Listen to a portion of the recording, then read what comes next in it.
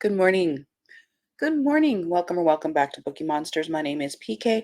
It is Friday. It's finally Friday. TGIF, June the 21st. It is now summer, full moon today, but we are here this morning to look at this historical mysteries. I am hosting a readathon called the Midsummer HistMyst, which is celebrating mysteries that are set in historical times and places. Every day of the week, typically, we look at the new releases that are being set into the wild. This week, each and every week, we look at a different genre every day, but on Friday, it's Freeform Friday.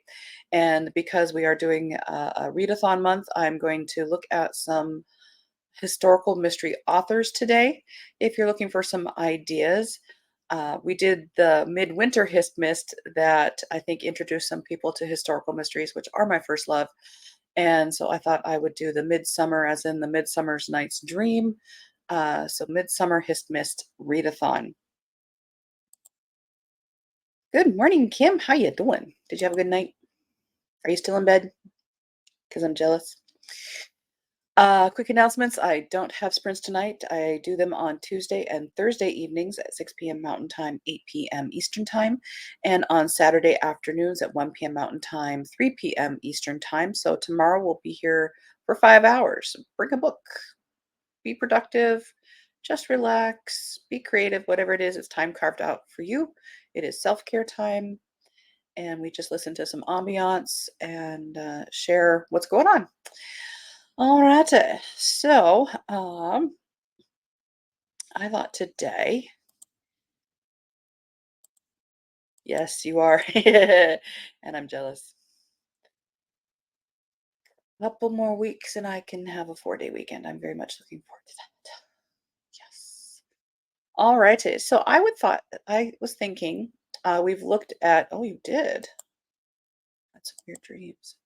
I have dreams all the time, and I don't know what it is. And it just sometimes you just go, "What was my brain doing?" I thought today, I do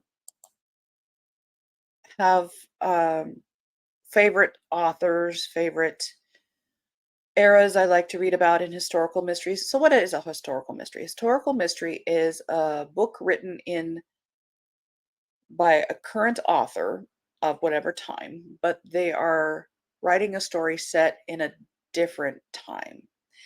So, somebody writing a book today about the 1920s would be historical. Somebody living in the 1920s writing about the 1920s is not historical. They are writing about their own times, and we're reading it years later. So it's a person in their contemporary times writing about a historical uh, era and setting. And with historical mysteries, there's also a crime to solve, typically murder. And I love them so much because they usually, now historical, they've gotten up to about the 1990s, which is tragic, but um, I love them because in order to solve the crime, the solver of the crime has to use the technology of their time period, which is usually up until very recently just talking to people and puzzling out. And that's what I like. So I thought today I would look at, we would have sort of an in memoriam. These are authors who have passed in the last year or two. Sadly, their series are done. Um, there will be no more unless somebody, very much like the Tom Clancy, Anne Rice kind of estates, hire somebody else to do the works. But these series are done, and we will not get any more new books. So, in the past year or two, because time goes by so quickly, we're going to look at Charles Todd. Now, Charles Todd is a mother and son writing duo, and the mother passed away. So I don't believe I've not seen that the son is going to continue. If he does continue, it might be his own works. But Charles Todd wrote two series. The first one is The Inspector Ian Rutledge mysteries set after World War One, and he is an inspector with Scotland Yard who is suffering from post-traumatic stress. The first book is called A Test of Wills. There are 24 books in this series. Good morning, Elena. How you doing? Happy Friday indeed. Oh, good. Good to hear. So this first one is A Test of Wills.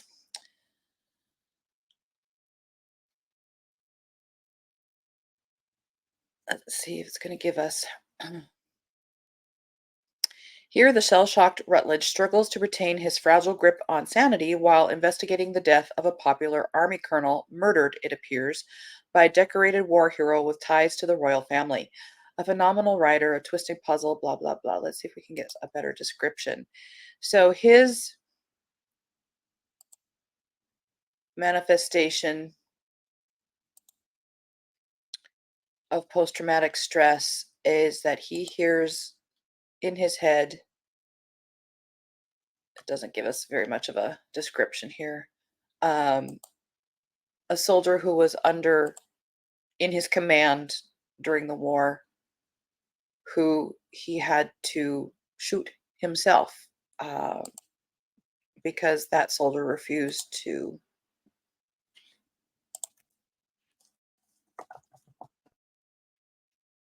do his orders. Hamish.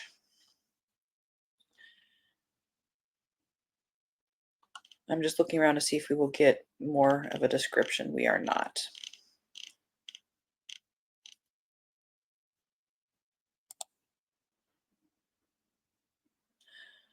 Here we go. Let's go over here.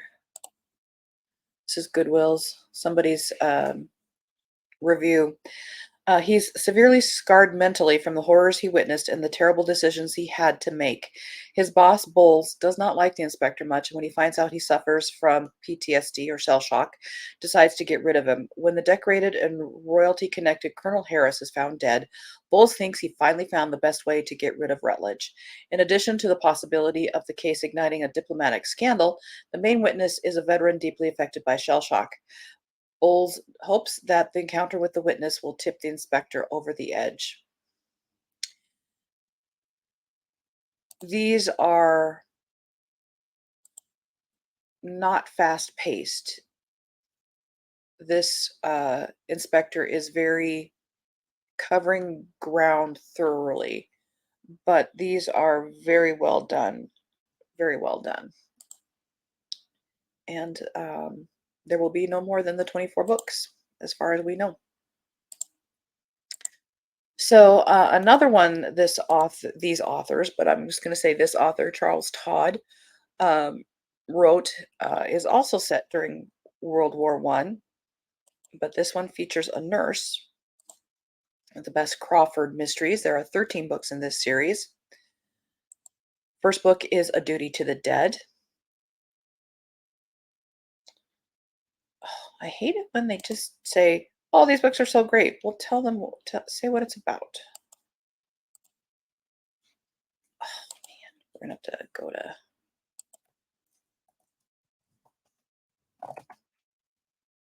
What Goodreads can tell us too.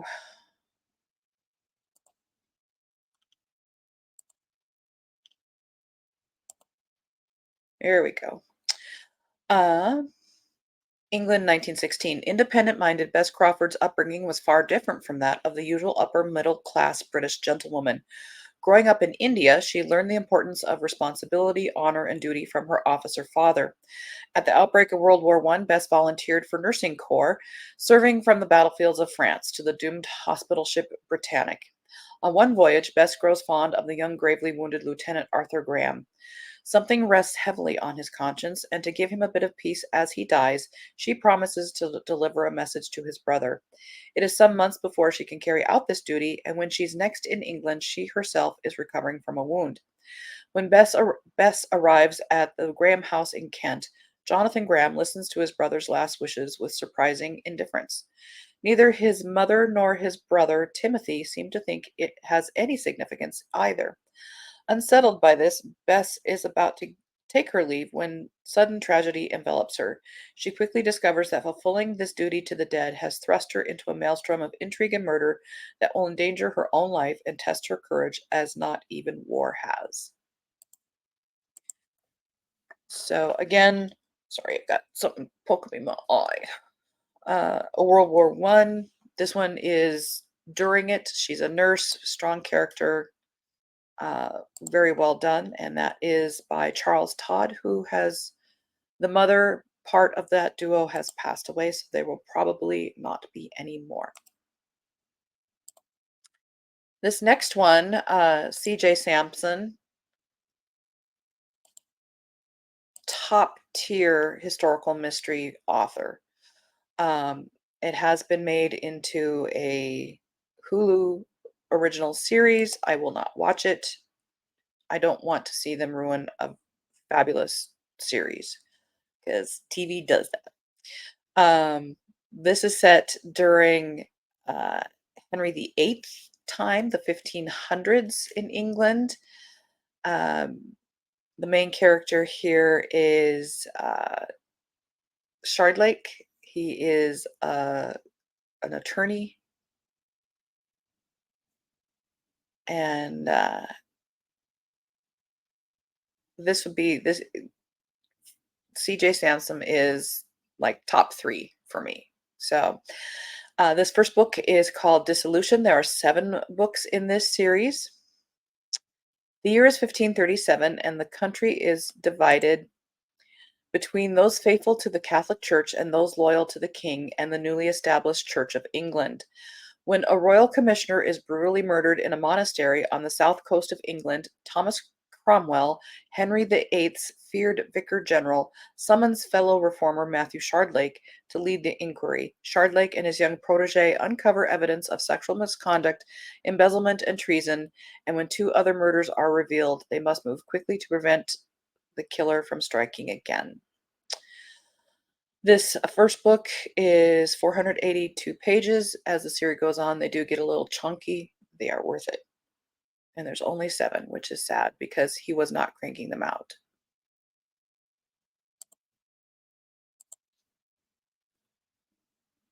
I would love to reread these. I'd love to read those for the first time again.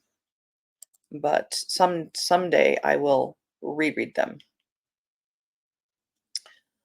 Before I get into Anne Perry, we're going to do a couple others because Anne Perry has many. So we also lost Caleb Carr, I discovered in the last year or 2. He wrote The Alienist, and there's only a couple books in this series, and it was also made into a TV series, I believe.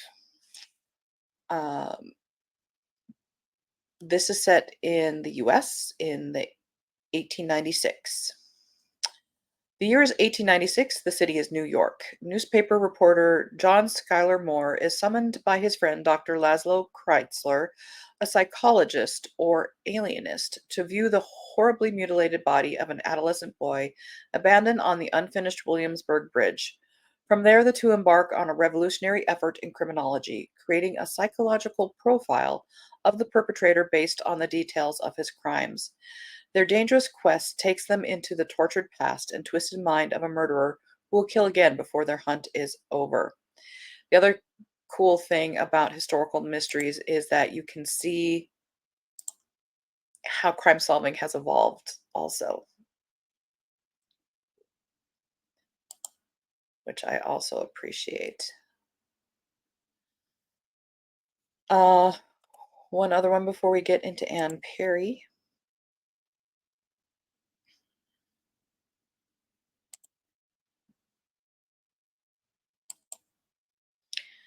I'm seeing that my power isn't plugged in. I'm gonna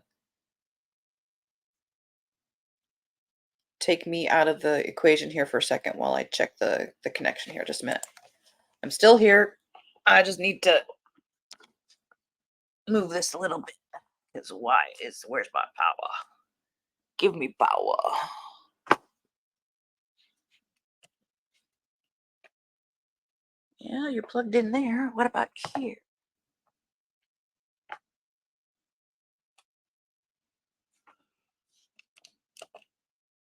No.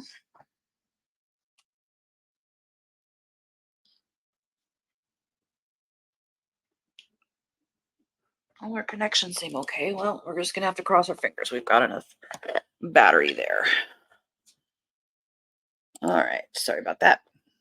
All right. So, next up, John Dunning. I did not know he had passed until I had started looking into who had passed in the last year or two. Now, his main series wasn't historical. It was a book finder back when writing a series about books was newish. But he did write one here called 2 o'clock Eastern Wartime. This is set during the summer of 1942 when radio was in its prime, when daylight savings times gave way to wartime, when stations like WHAR on the New Jersey coast struggled to create programming that entertained and inspired a nation in its dark hour. Jack Dulaney and Holly Carnahan. They are determined to find Holly's missing father, whose last desperate word came from this noisy seaside town. Holly sings like an angel and has what it takes to become a star. Jack, a racetrack hot walker and novelist who's hit every kind of trouble in his travels from sea to sea, tries out tries out as a writer at WHAR and soon discovers a passion for radio and a natural talent for script writing. While absorbing the ways of radio, from writing to directing, he meets some extraordinarily brave and gifted people who touch his life in ways he could not have imagined. So, on and on. Again, my battery's going to be dying, so I am just going to keep plugging along here. So, we lost Anne Perry. She wrote so much and contributed so much to historical mysteries. The first series she wrote was the Charlotte and Thomas Pitt series, which had 32 books in it. The first one is The Cater Street Hangman.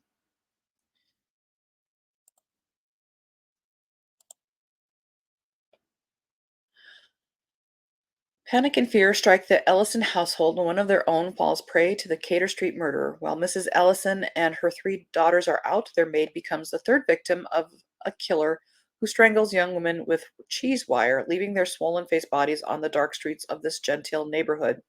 Inspector Pitt, assigned to the case, must break through the walls of upper class society to get at the truth.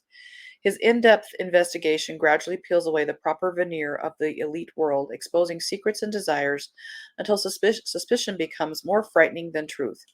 Outspoken Charlotte Ellison, struggling to remain within the confining boundaries of Victorian manners, has no trouble expressing herself to the irritating policeman.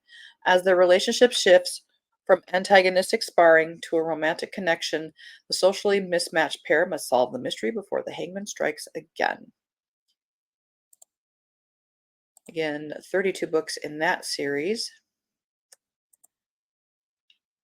My favorite series of hers, and again, kind of groundbreaking when it first came out, um, the William Monk series. There's 24 books in this one. Um, First book is called The Face of a Stranger. Police detective William Monk must solve the mystery of his own past. His name, they tell him, is William Monk, and he is a London police detective. But the accident that felled him has left him only half a life. His memory and his entire past have vanished. As he tries to hide the truth, Monk returns to work and is assigned to investigate the brutal murder of a Crimean War hero and man about town, which makes Monk's efforts doubly difficult since he's forgotten his professional skills along with everything else. He has to pretend he's the same person so he can continue his job, and he's along the way trying to find out who he used to be, and he's not liking what he finds. It's a very intriguing. Towards the end, Anne Perry gets a little soapboxy, but it's also a very great series. She did also write a World War I series. This one was only 5 books. Uh, the first book is called No Graves as Yet.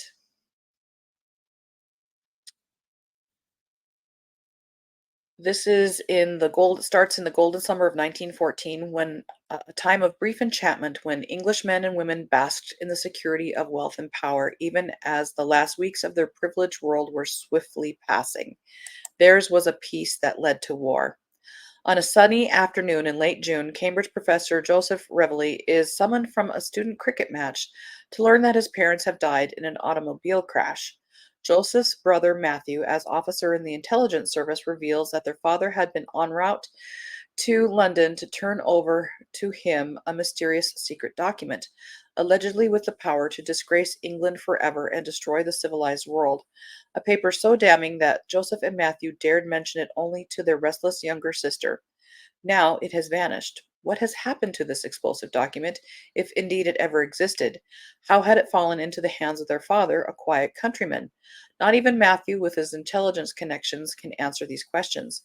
And Joseph is soon burdened with a second tragedy, the shocking murder of his most gifted student, beautiful Sebastian Allard, loved and admired by everyone, or so it appeared. Meanwhile, England's seamless peace is cracking, as the distance between the murder of an Austrian archduke by a Serbian anarchist and the death of a brilliant university student by a bullet to the head of grows shorter by the day. So this series was dealing with the very beginnings of World War One. A tangent to her William Monk series, she did Christmas books, a new one every year. Dang it, ran out of time. Um, there's 21 in this one, and it featured different people from the William Monk world. The first one is A Christmas Journey. Some of them are novellas. So if you're looking for something for Christmas, there is that one. She then did 2 other series, also kind of spin-offs. This one is a spin-off from the Charlotte Pitt series. This is their son, Daniel Pitt. There was only 6 in this series before she passed. And their son is a lawyer in 1910. It starts with, the first book is called 21 Days. And then she had started a new series before she passed. This one had 5 books before then, featuring Elena Standish.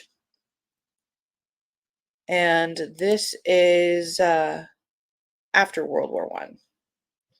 And she is a photographer, I believe. I have this, I've not read it yet. There's so much to read. I mean, look at all those books that she has written, and she wrote very readable books. So, those are authors that we have lost in the last year or two. If you're looking for a series that is complete, shall we say, that is one. But that is all we have time for today. There are some options there, just a handful of authors, but look what kind of impact they had. Alrighty, guys. Thank you so much for watching. So that was for the Midsummer HistMyst readathon all through June. It is read as you will, whatever strikes your fancy. I'm not putting any prompts or anything like that, so you can discover what you like to your taste. Again, announcements. I don't have sprints tonight. I don't do them on Friday night. We will have them tomorrow afternoon at 1 p.m. Mountain Time, 3 p.m. Eastern. They go for 5 hours. Next morning show, Monday, we'll be looking at the new releases being set into the wild next week, starting with Cozy Mysteries and a different genre every day after that. I hope you guys have a good Friday. And Elena said hello to Kim. I will see you tomorrow too. Yay, summer. All right, guys. Have a good day. Have a good weekend. Hope to see you tomorrow. And as the banner says here, don't be a bookworm, be a bookie monster. Om nom nom. Have a good day and God bless.